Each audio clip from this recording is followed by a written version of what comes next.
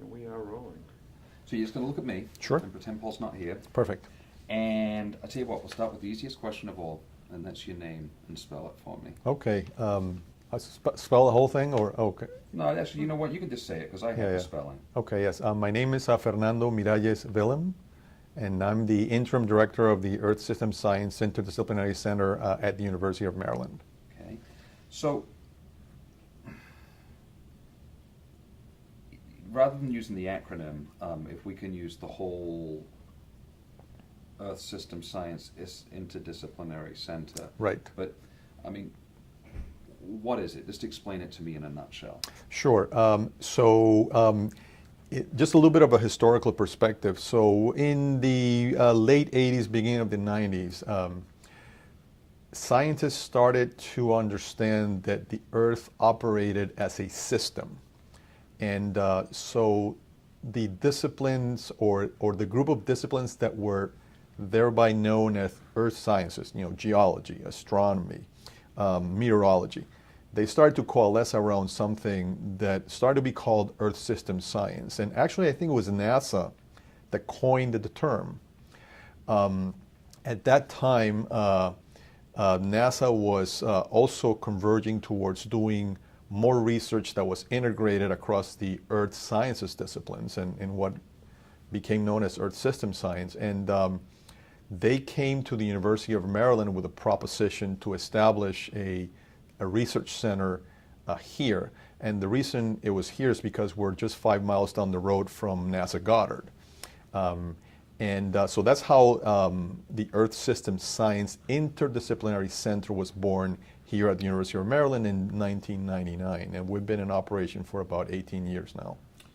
So what are the main fields that you operate in? Right, so if you think of the Earth, I mean, think about sort of the three major components. It's the atmosphere, it's the oceans, and then there's the land.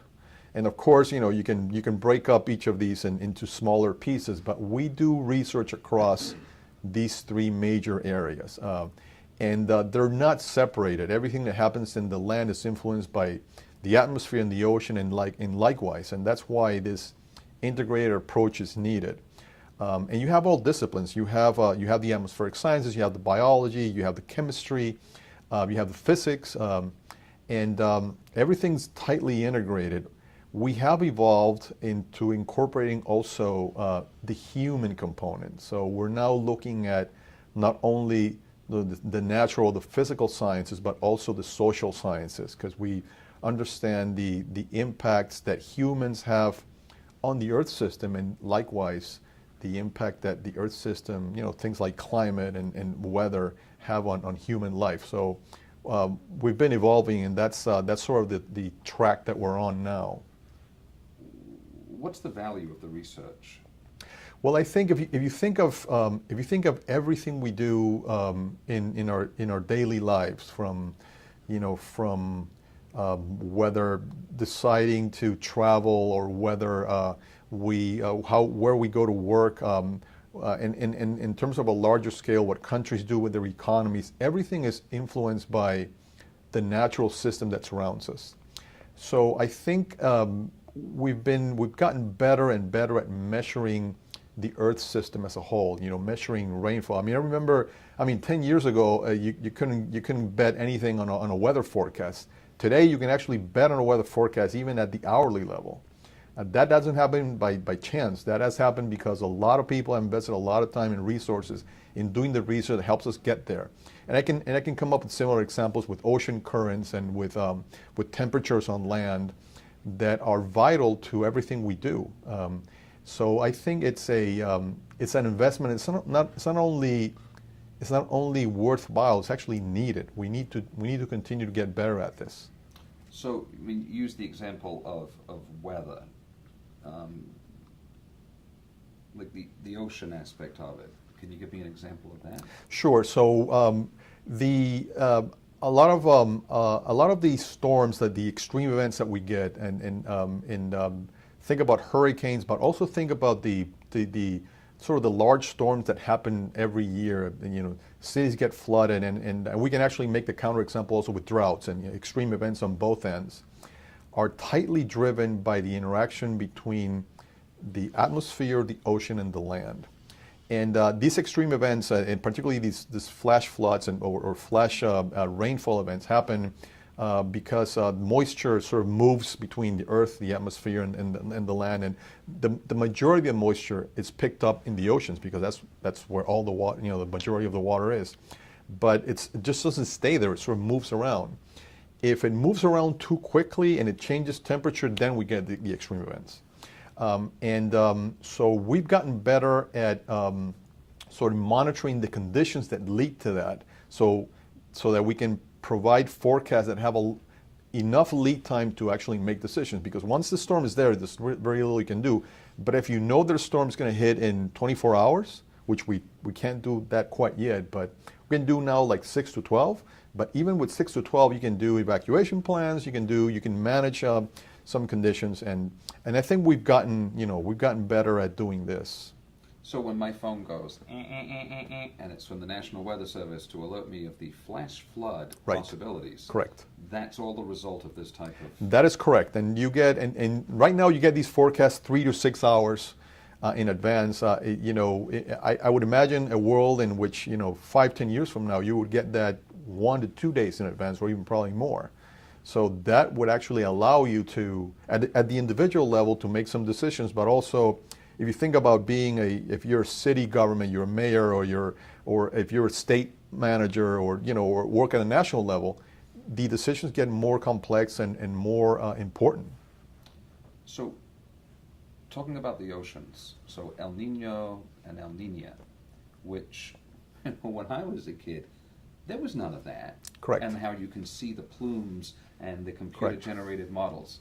So that clearly comes from research. Absolutely. Like this. Could you hit on that a little bit? Absolutely, and it's a great question because the first time that scientists were able to correctly predict an El Nino La Nina event was 30 years ago in 1987.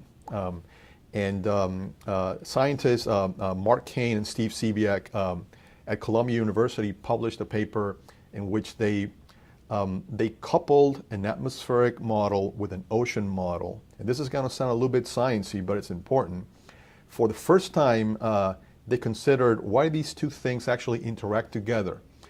Up to that time, meteorologists were focused on the atmosphere, oceanographers were focused on the ocean, and we weren't able to really predict something like El Nino.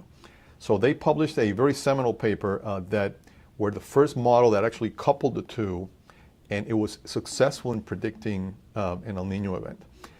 That single investigation sort of created a little bit of a revolution in the earth sciences, because we started to understand, we can't continue doing research in isolated tracks. We have to bring these things together. And in many ways, the reason our center exists is because of that realization. It's fascinating. Hey, give me 1 second. I want to change some smart. I'm seeing a little bit of reflection of this monitor. Yeah, feel free to move them around and Just briefly, just Sure, yeah, absolutely. Where to a little tiny bit of reflection.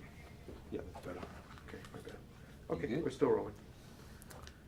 And I'll follow up. Moreover, in 1987, I was actually finishing my undergraduate education. So people like me, like my generation, were really impacted by this, and it actually motivated many of us to get into these sciences as careers.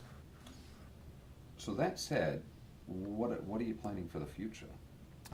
Well, I think this concept of the Earth functioning as a system, we're even though it's been a decade or two, depending on how you count, I think we're barely scratching the surface. I think the life sciences are going to be incredibly important because everything, all these different phenomena that occur together in the Earth affect, the diversity of species on Earth in different ways.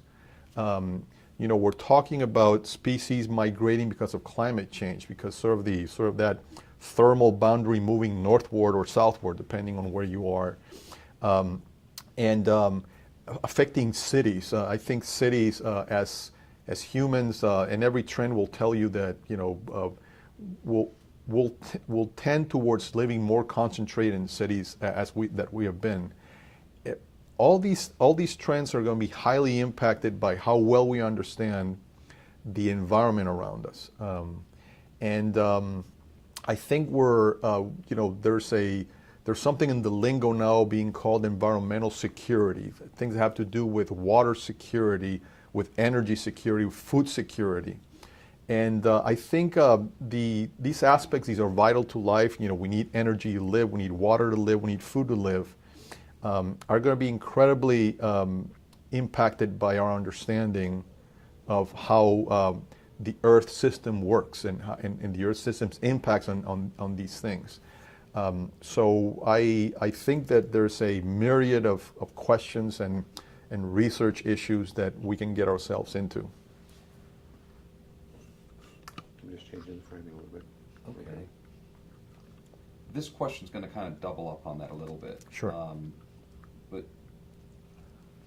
tell me when you get. Yeah, I'm rolling. I mean, what are the challenges ahead, and how are you, as a department, part of the solution? Right. So, one of the aspects that we have been trying to do here at ESSIC is to, when you speak of something like the Earth, you sort of try to think at the global scale. And a lot of the research on climate change and a lot of what's been communicated to the public has to do at very large scales.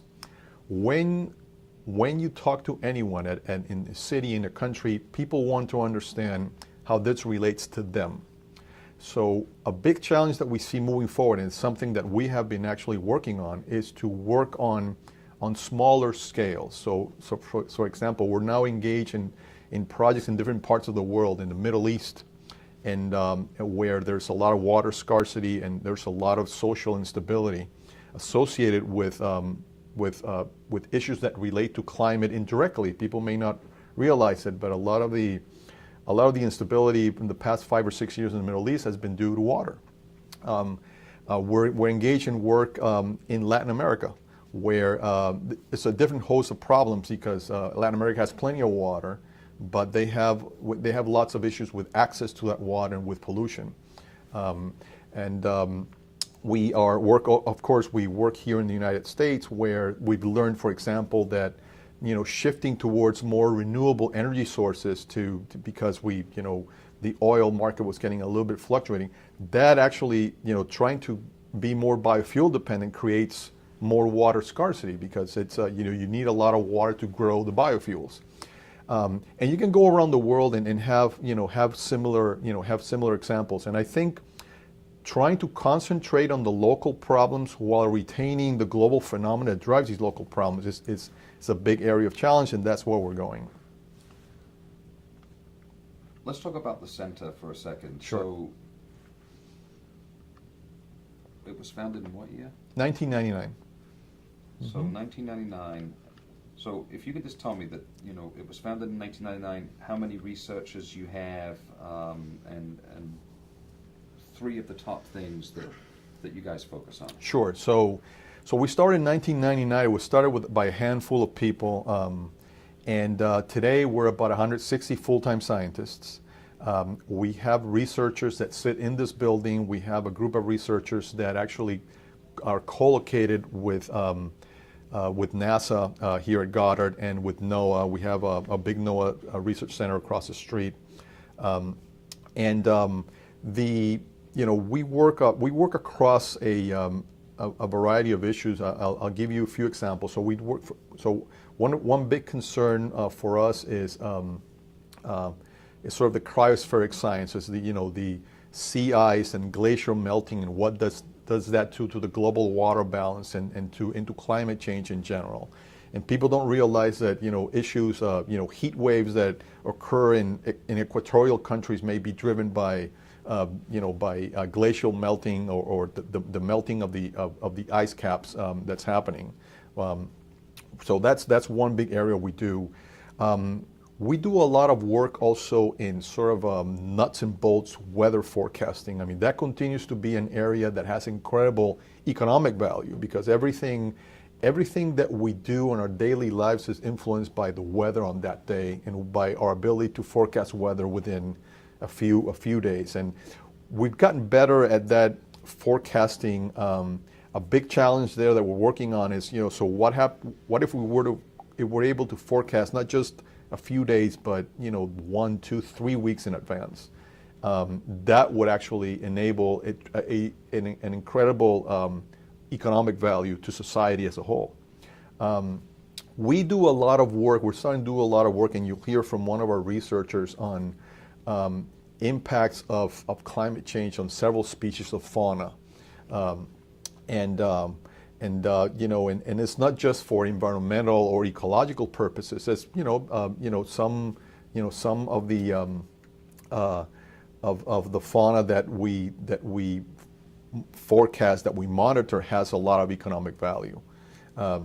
We do a fair amount of work as well in terms of trying to understand the impacts of deforestation, again, on climate, but also on forests as an industry, which, with wood and wood production and wood distribution worldwide also has an impact. So we're trying to tie everything that we do to economic impacts, because that's where we see that the value can be demonstrated. So you're talking about wood and deforestation. Man has burned wood since the beginning of time. Right. But now I understand that burning wood is more pollutive than other forms of energy. Right.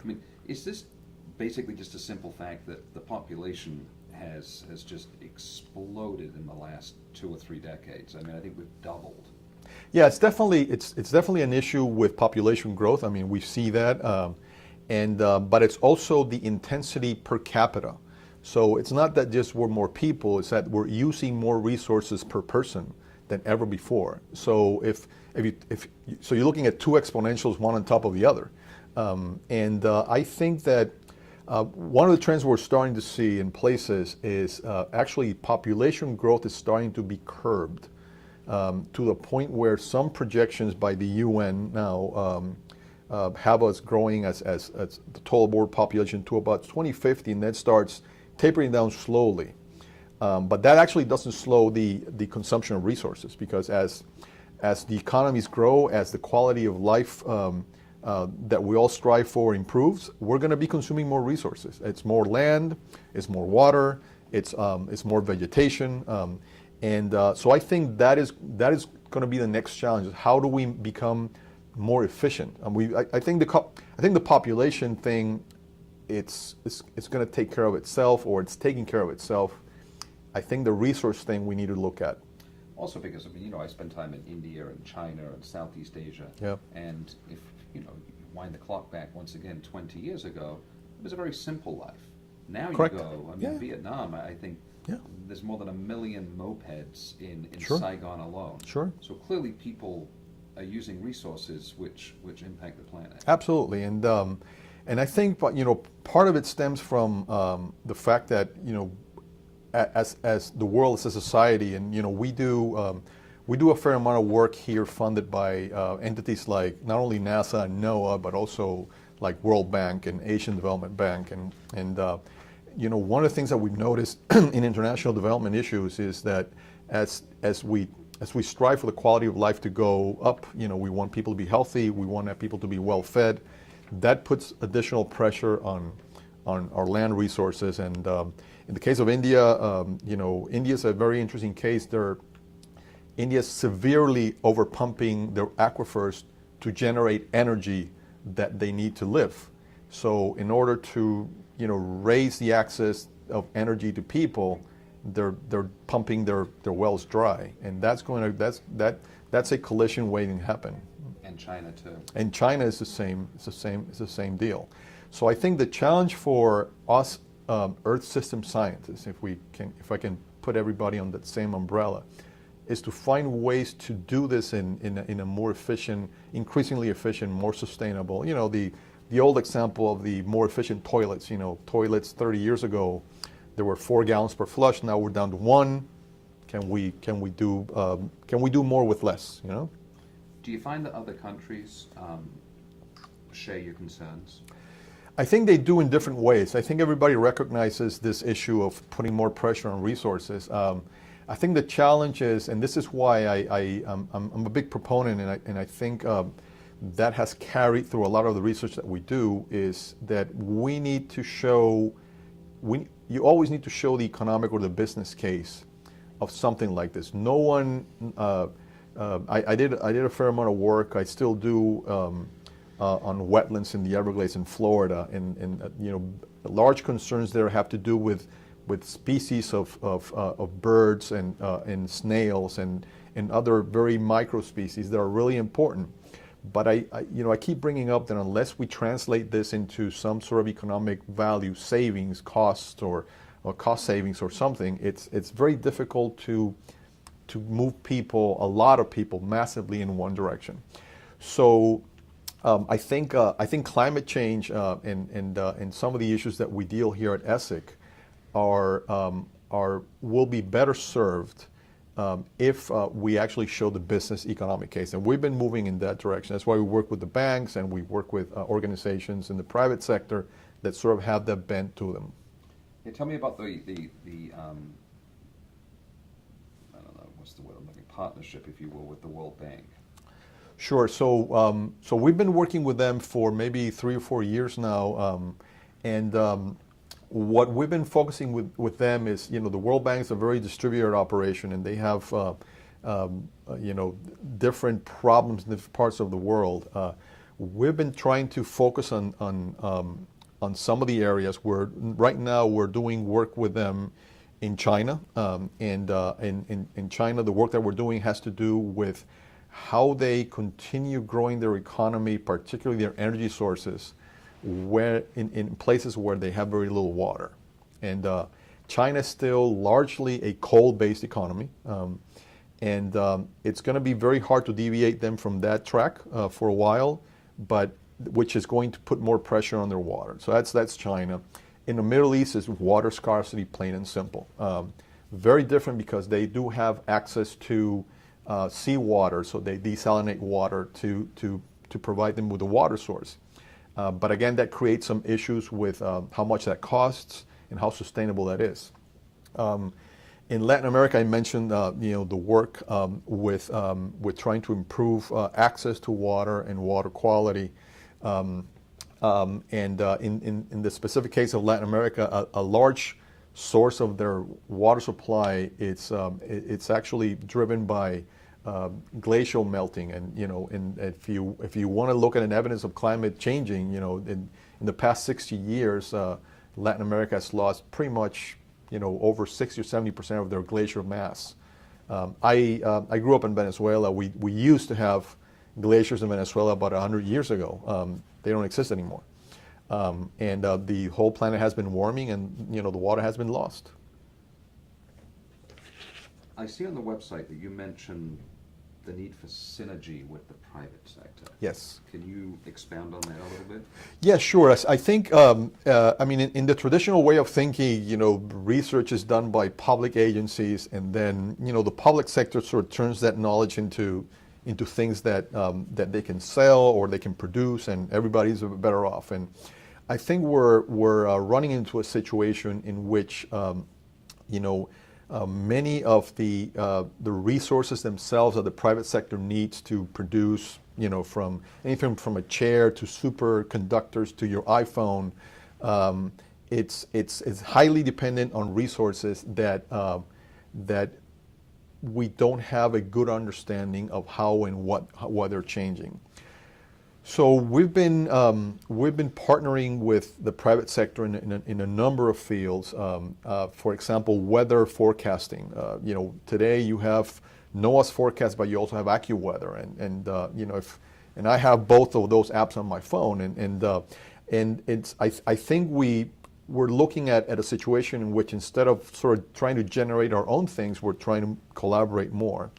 Same with biodiversity and general conservation. We extracting practices, things like mining, have impacts on biodiversity. So we're trying to collaborate with the private sector to try to work more together to come up with more, again, more efficient, better ways of, that can be a win-win proposition for everyone. You know, it seems to me that this is a model that brings everything together. The science, the social sciences, public policy. Right. I mean, is that the way forward here? I think it is.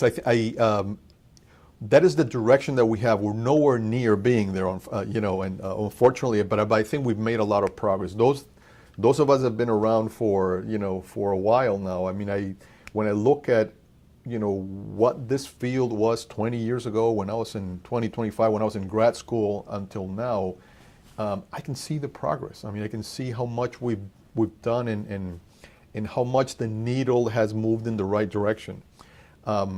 People tend to get frustrated very quickly with not getting fast. I mean, this is a slow process. I mean, the way you described it was perfect, because that's the way we need to do things, but it takes a lot of work, and we still have ways to go.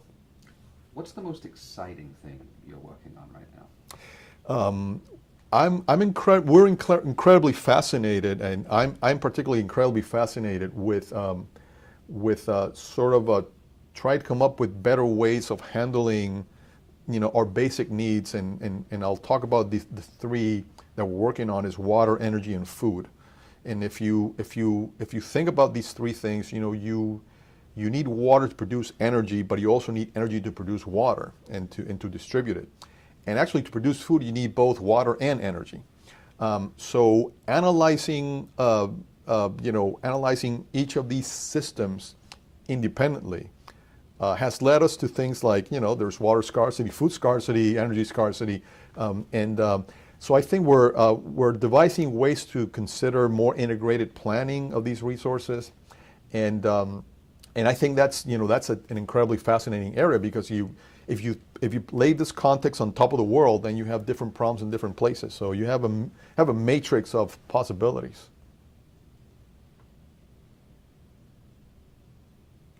Good stuff. What else? Okay. Is there anything I missed that you feel is particularly important to get into? I mean, I guess we could go, you know what we should do?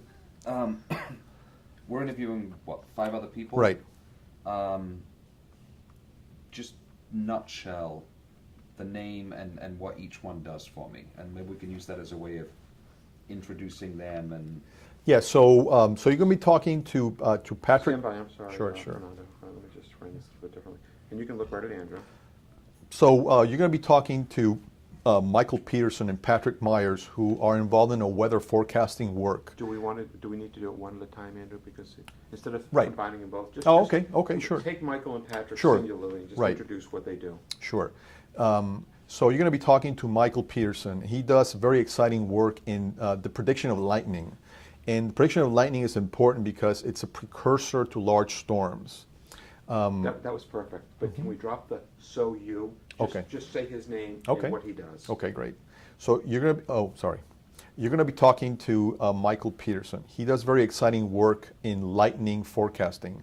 Lightning is important because it is a precursor of intense storms. And don't say you're going to be talking to. Just say the name. Okay. Patrick Myers runs our real-time proving ground for weather forecasting. And what we have, and you're going to look at the facility where we actually run an experimental. We run experimental innovative forecasting models and techniques that are not officially out there, but that will be the future technologies that we will use. Sinead Farrell will talk about sea ice and glacial ice melting and the cycle of that. Lynette Boisvert will tell you about her work in the impacts of climate change on reindeer in the Arctic and why that's valuable and important. And Augustin Vencileos does very interesting work in heat waves and health impacts, in how heat waves get generated, and how he's working with the Center for Disease Control at the federal level to try to come up with impacts of climate change on public health. it really is all remarkably fascinating. Yeah, it's a really exciting work. I mean, we have we have a very interesting group of people here that are doing very exciting things. Yeah. Andrew, how about, Fernando, could you just do one more thing? Could you just introduce yourself looking right into the lens Sure. and your title? Sure. My name is Fernando Miralles-Wilhelm. I'm a professor here at the University of Maryland, and I'm the director of the Earth System Science Interdisciplinary Center. Just one more time. My name is Fernando Miralles-Wilhelm. I'm a professor here at the University of Maryland and director of the Earth System Science Interdisciplinary Center. That's good. I think we got Okay. that. Is there anything that we neglected to get No, I into? think no. I mean, it's I think the because we work on so many areas and we've only touching base on a few. I sort of I didn't pick the people that were talking. I'm more of like send a request who's interested, and I try to match the interest of people participating in the video with different things that they could show. But we're working on across a variety of things that's I mean when you have 160 full-time people working on different things, it's really fascinating, and but I don't think we missed anything critical. I think the discussions with the actual folks with their nose on the ground it's going to give you more insight. Good. I tell you what's going to be the really challenging part